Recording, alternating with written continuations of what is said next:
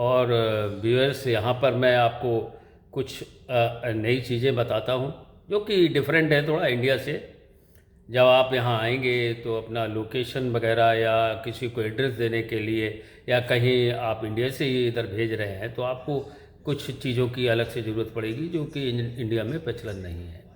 जैसे कि यहाँ एवेन्यू बोलते हैं, बिलबोर्ड बोलते हैं, आपका स्ट्रीट है, एंड देन रोड है, लेन है, कोर्ट है। तो इन सब चीज़ों की आपको ज़रूरत पड़ेगी।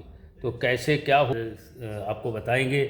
जैसे एवेन्यू है, पब्लिक वे, दैट दोनों तरफ जो बिल्डिंग्स और ट्री हों उनको एवेन्यू बोलते हैं।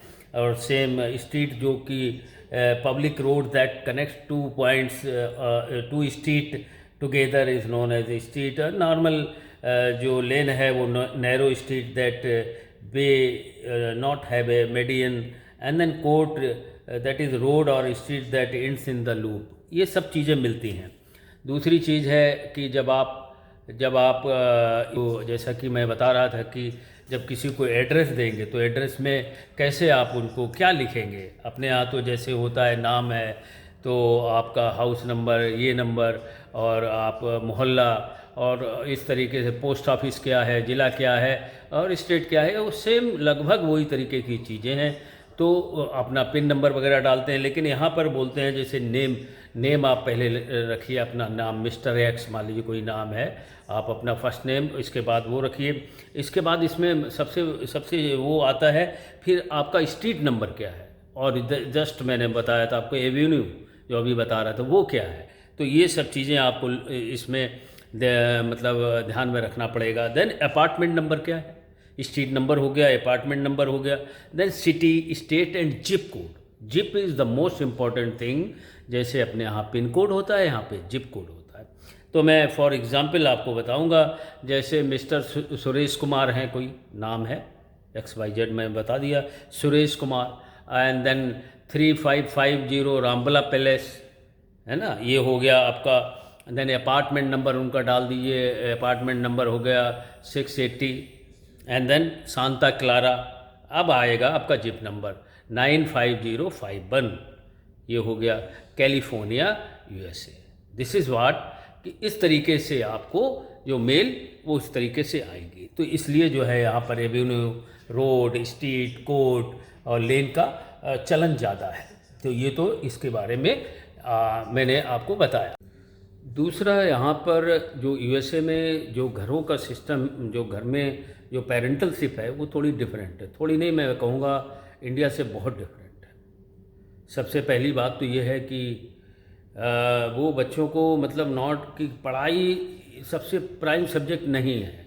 जैसे आप इंडिया में पढ़ो पढ़ो पढ़ो सिंस बिगनिंग एजुकेशन के पीछे बच्चों के ऊपर, तो वो खुल नहीं पाते हैं। वो एक इंडोर ऑब्जेक्ट बन के रह जाते हैं, उनको केवल पढ़ाई में लगाया है। एक्स्ट्रा करिकुलम एक्टिविटी में वो उतने, जो पढ़ने वाला बच्चा है वो एक्स्ट्रा करिकुलम में वीक होगा। यहाँ पर ऐसा नहीं है। यहाँ पर जैसा कि बोला ही गया है कि यहाँ पर जब बच्चा बर्थ लेता है इवन, तो हॉस्पिटल में सब कुछ उसका इंश्योर किया जाता है कि जब ये जाएगा अपने घर तो क्या इसके पास अलग से बेड है या नहीं है। तो वो अलग ही बेड में सोता है, मतलब उसको independent feeling since beginning of the birth दी जाती है। दूसरा क्या होता है कि उस मैक्सिमम 16 साल तक पेरेंट के पास ही रहता है। तो उसके बाद उसकी चॉइस है, वो घर से बाहरी मतलब उसका एजुकेशन वगैरह होता है। दूसरी ये चीज़ है कि यहाँ पर पेरेंट जो है बच्चों को पीट नहीं सकते। कोई गलती की हो आप डांट नहीं सकते, ऑफेंस है अगर बच्चे ने। और दूसरा, यदि आपका बच्चा अकेला पाया गया, पार्क में छोटा बच्चा है, तो देन वो बच्चा आपसे ले लिया जाएगा और वो बच्चा जाएगा जो गवर्नमेंट की केयर यूनिट्स हैं, that is called foster parent, उसको मिलेंगे। वो उनकी परवरिश करेंगे। आपको परवरिश का अधिकार जो है वो आपसे छीन लिया जाएगा। तो कुछ चीज़ें तो बहुत ही डिफरेंट है जो समझने से परे हैं, लेकिन यहाँ का कल्चर है तो वो उस हिसाब से है। दूसरा, बच्चे को मोटिवेट किया जाता है, एक्स्ट्रा करिकुलम उसके पास ज़्यादा होता है। यहाँ पर जो है जो हर चीज़ बाहर से मैनेज कर पाना उनके कल्चर में नहीं है। उनके कल्चर में ये है कि हम सब कुछ चीज़ें अपने, मैक्सिमम चीज़ें हम अपने आप से, may be the population is less and because area मोर है, तो घरेलू जो ज़रूरत की चीज़ें हैं ये खुद करना पसंद करते हैं। हमारे यहाँ उल्टा है कि अगर एक आपको दीवार में कील भी गाड़नी है तो आप एक कारपेंटर बुलाएंगे। यदि आपने कोई ऑर्डर किया, एक कारपेंटर या बेड ऑर्डर कर दिया जो असेंबल करना है, तो आपको तो आता नहीं क्योंकि आपको सिखाया नहीं गया है, तो वो आप बुलाएंगे और फिर पैसे देंगे। तो यहाँ पे हो सकता है वहाँ पे इंडिया में लेबर चीप है, तो हर चीज़ के लिए काम वाली और कारपेंटर और इवन सब के लिए आपको जो है आपको ईजिली अवेलेबल है। तो यहाँ ऐसा नहीं, यहाँ कल्चर टोटली डिफरेंट है।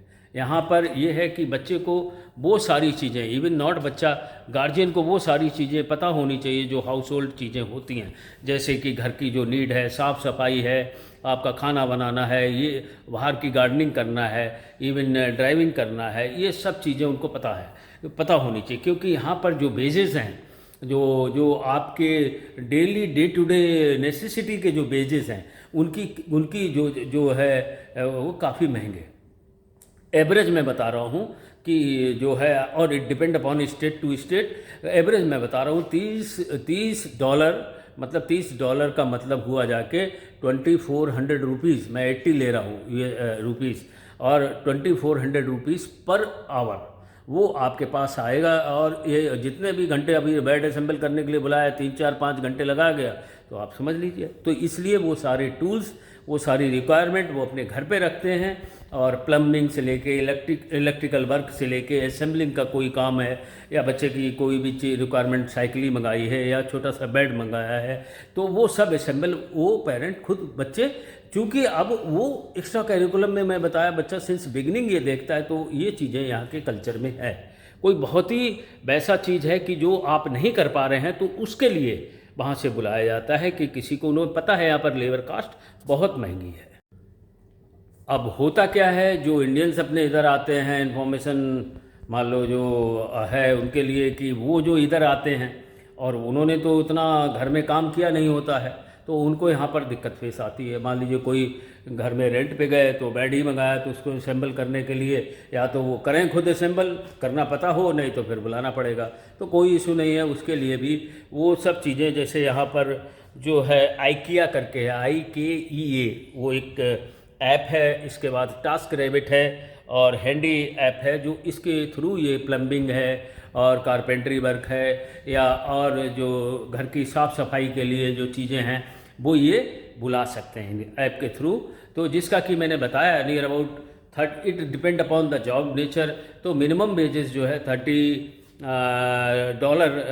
पर आवर होता है। अब आप समझ लीजिए घर की साफ़ सफाई के लिए बुलाएंगे तो मिनिमम 4 to 5 आवर तो लगेगा ही, तो मान के चलिए $150 यदि आप दे पाते हैं तो दीजिए, नहीं तो ये काम यहाँ पर सीखना पड़ेगा। जो हमारी, मतलब कहने का मेरा यहाँ पर उद्देश्य क्या है, जो हमारे इंडियंस आते हैं इधर, तो अच्छा है ये सब काम वो सीख लें, तो उनके पैसे की बचत होगी।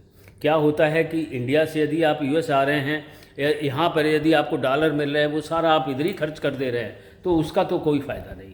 आप यहाँ आए हैं किसी मकसद से, एक अच्छी लाइफ से, तो मेरा कहना तो ये है कि आप जितना आप यहाँ आकर डॉलर में आप सेविंग कर पाएँ, और उस सेविंग से आप इंडिया में कुछ, चूँकि 82-83 रुपीज़ का पर डॉलर है, तो यदि आप वहाँ पर कुछ ग्रोथ ले पा रहे हैं तो आपके लिए बहुत ही अच्छा होगा।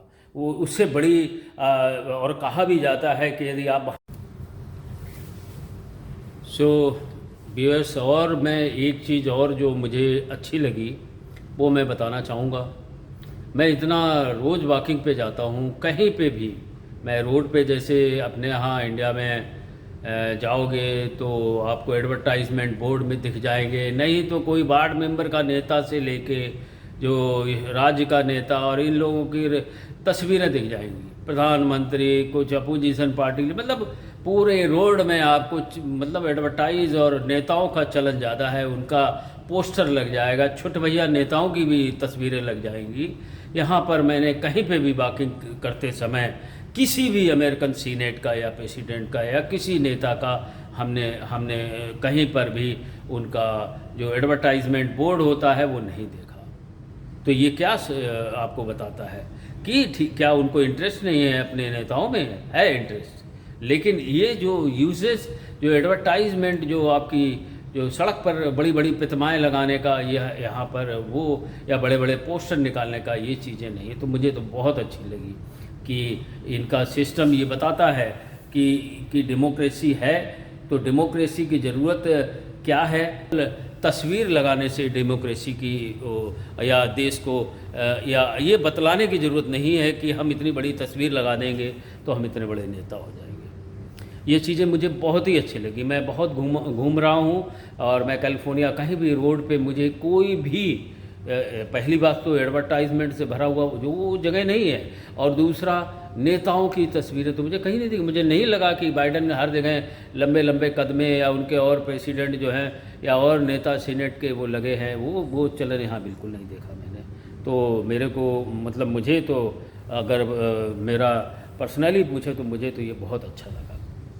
तो व्यूअर्स, ये सब चीज़ों के लिए क्या अंतर है केवल एजुकेशन और इन्फॉर्मेशन के लिए ये मैं वीडियो बना रहा हूँ, और आप लोगों को केवल ये शो कर पाने के लिए कि क्या डिफरेंस है। थोड़ा हमारी वर्ल्ड की सबसे बड़ी डेमोक्रेसी है, हमारे यहाँ सब साधन है, हमारे यहाँ यूटिलाइजेशन और सब कुछ हो सकता है।